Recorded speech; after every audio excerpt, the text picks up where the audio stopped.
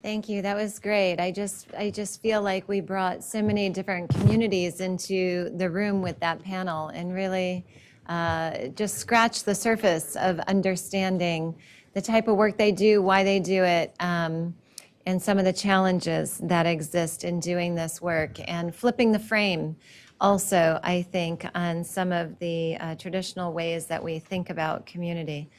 So I have to say I'm extremely happy to be able to introduce Charlee Alexander, who will be moderating the next panel of some more fabulous, amazing community folks who are working, again, across the country in three yet different communities. And so we'll hear from some of the work they're doing. But Charlee is a program officer at the National Academy of Medicine. She co-manages the Culture of Health program with me. And in addition to that, she also directs the Action Collaborative on Clinician Wellbeing and Resilience, which is a network of over 50 organizations committing to reversing the trends in clinician burnout and improving the well-being of healthcare professionals. So Charlee will be joined by Ezra Bayles, who is the Division Director for the Taos Pueblo Division of Health and Community Services. And he moved to Taos Pueblo, New Mexico in 1993. He got his BA in geology. I told you I'm going to pick out some unique things that bring diversity to the conversation.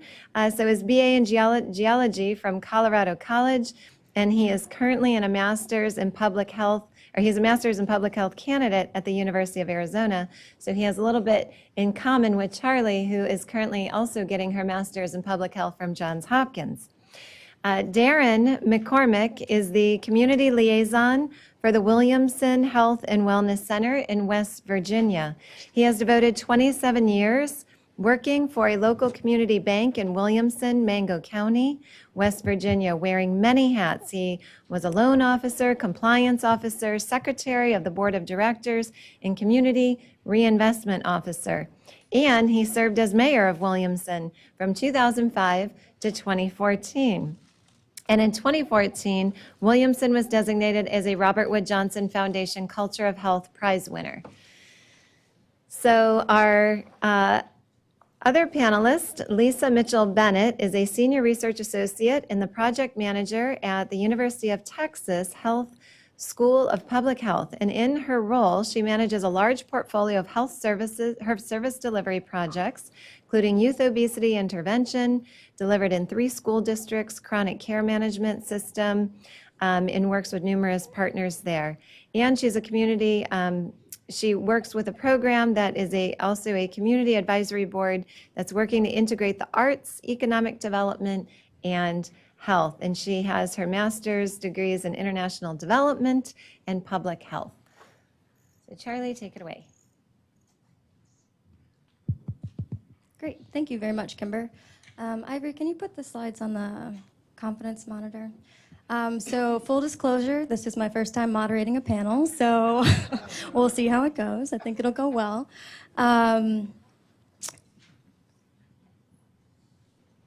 So this is our session today, definitions, challenges, and solutions to achieving health equity in communities across the United States. I'm Charlee, and I'm joined by my esteemed panelists, Ezra, Darrin, and Lisa, who we had the pleasure of meeting over the summer. So the objectives of the panel are really to learn how communities define health and health equity and health disparities, and what some core principles are that they use to guide their work in addressing the social determinants of health. In addition, we would like to discuss what factors and approaches are transferable across communities and what are unique. Before we dive into the panel, I just want to give a brief overview of the community level work for the Culture of Health program at the NAM. So the first phase of this work took place over the summer during what we called our Listen and Learn tour. Essentially, it was a whirlwind tour around the United States. I was on the road every week for about 9 weeks. It was really intense, but really fun, and I really appreciate all of those who we visited. You welcomed us into your communities. You shared some important thoughts, and I just really appreciate your openness, and it was an enriching experience, so thank you very much. So I went on all of the visits, and then my colleagues split some of the other visits, and I think we overall had a really good time. It's always nice when we can get out of the office into communities and to really see the good work that's going on. So the phase one of the work, the goals were really to identify leading communities and understand the process through which they've advanced health equity. So we've heard a little bit about what happens in one community won't necessarily work in another community. But can everybody hear me? Okay. So what happens in one community might not necessarily work in another community, but we wanted to know if there were some common principles that could be transferred across communities. So we wanted to see, for example, if there were themes in leadership or measurement or sustainability that we could elevate and bring to other communities who were not as far along in advancing their health equity agenda. So these are the communities we visited this summer. We did 11 community visits. So maybe just quickly, if we visited you this summer, if you want to throw your hands up. Yeah, awesome. So we went to Brownsville and Buffalo, Columbia Gorge Region, Oregon, Durham, North Carolina, East Los Angeles, Indianapolis, Kukua, Kalihi Valley, Hawaii, North Lawndale, Chicago, Southside Chicago, Taos, Pueblo, and Williamson.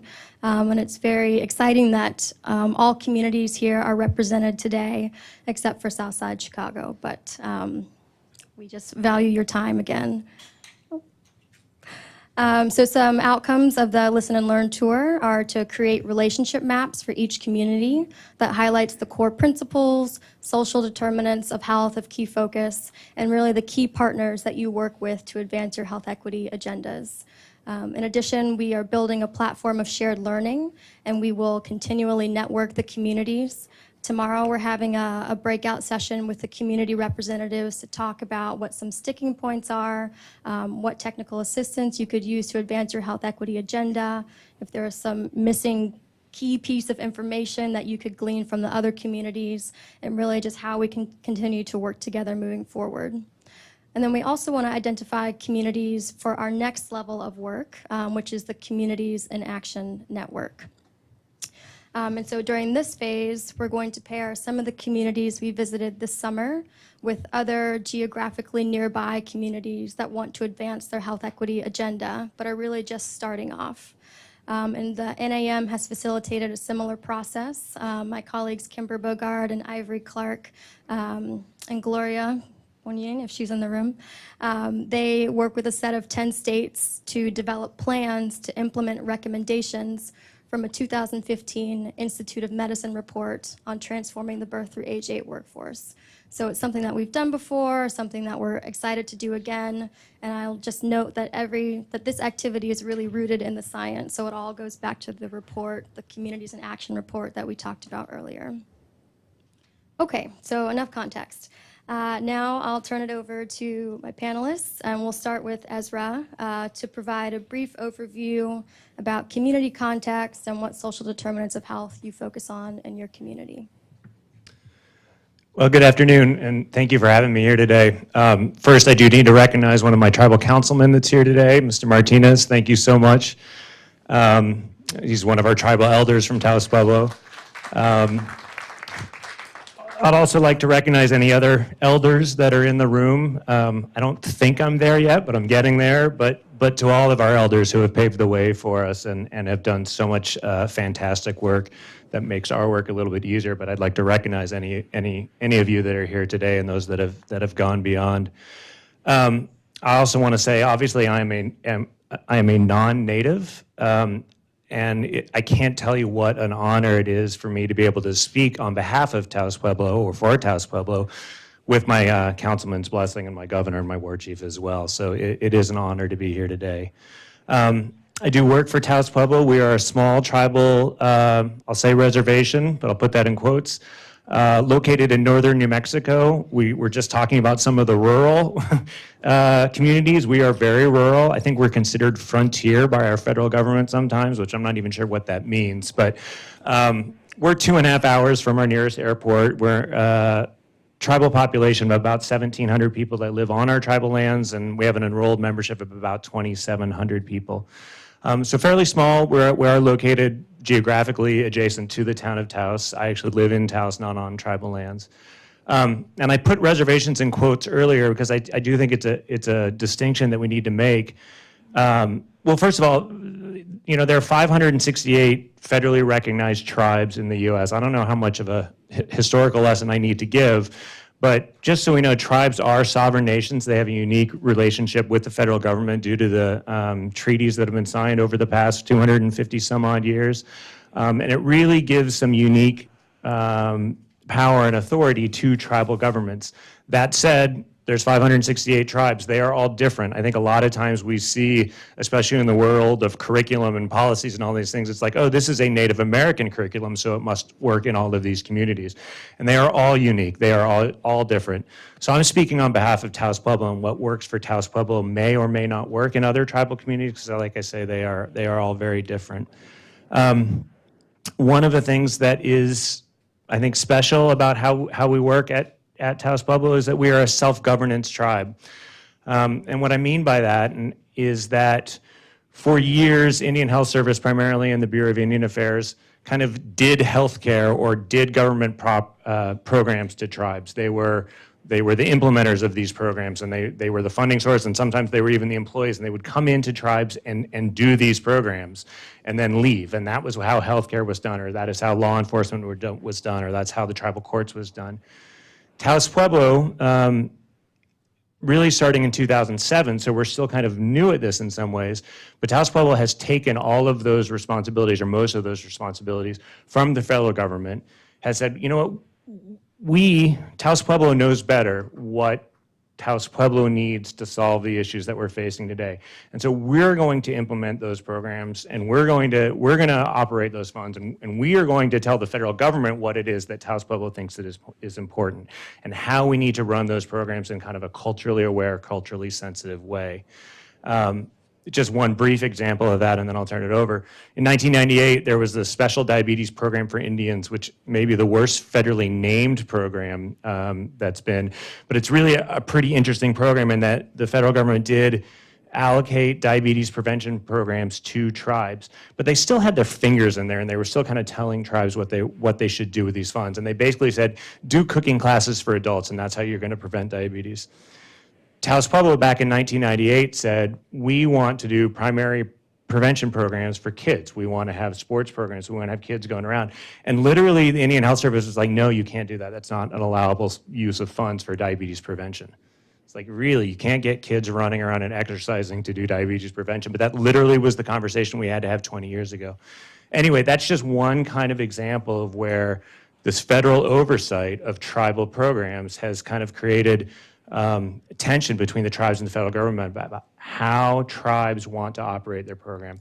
And again, in 2007 and then again in 2009, the tribe at Taos Pueblo has taken on all of those responsibilities from the federal government, most of them, not all, and it has operated the programs in the way Taos Pueblo sees fit. So I think that makes us a little bit unique. I mean, about half the tribes are doing some sort of self-governance, but just for context. Thank you. Darrin? I'm on now? All right. Thank you for letting me be here today. I think this is the third time in 3 years I've had a tie on, so I haven't been doing this much lately, so I apologize for stumbling along a little bit. The community I'm from is in the heart of Coalfield, Appalachia, and the last 30 years their population is a third of what it used to be. Severe unemployment is in double digits, thousands of people leaving the area. Our efforts in health, though, came from community development efforts, which started when they mentioned I was mayor earlier. We realized we didn't have a plan. There was no plan to do anything. If there was a crime from the extraction industry in where we live, is most of the property is owned by absentee companies that don't live there. So as they extract the wealth, it's not reinvested in the community. And there's no really plan to diversify those communities. I think if you look across the country, though, you see other examples of communities that strategically grabbed that responsibility 40 years ago or 50 years ago and planned to diversify their local economies based on what their assets were. Were they highways or rail or whatever those assets were that they had in their community. So we quickly realized we had no plan and no idea where we were going to go and what our future of our children would literally be.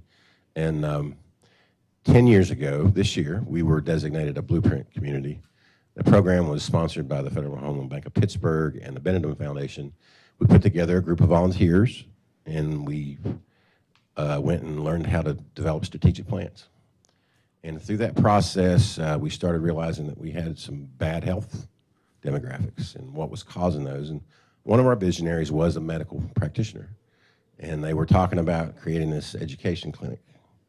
And kind of accidentally, well, not accidentally, but the early progress we had was from developing grassroots efforts. We didn't have any money. We didn't have any capacity. So we would recruit volunteers, take advantage of VISTA programs, things like that, get people in the community to try to increase that capacity. And through looking at what our weaknesses were, we saw those as opportunities to get funding to affect change, make things happen. And one of the early programs was a diabetes initiative, the Southeastern Diabetes Initiative. And the interventions that we did were basically just education, health, what not to eat, what to eat, replace your soda with water, and imagine what it does for you, and things like that. But the progress was so evident that it started getting attention. And anyway, we looked accidentally through just relationships and the people we met along the way that worked with us, and we met somebody where the idea of using a federally qualified health clinic to increase access to health care and generate revenue. Well, that revenue provided people like me that didn't get paid to do community development work a way to get paid to do community development work. So I don't work in the banking industry anymore. I'm not the mayor. I embrace the X part of the mayor, thank you. There's a lot of aggravation that goes with that kind of thing. But we still do community work every day. And now it's more of a career, so we change in what we do. But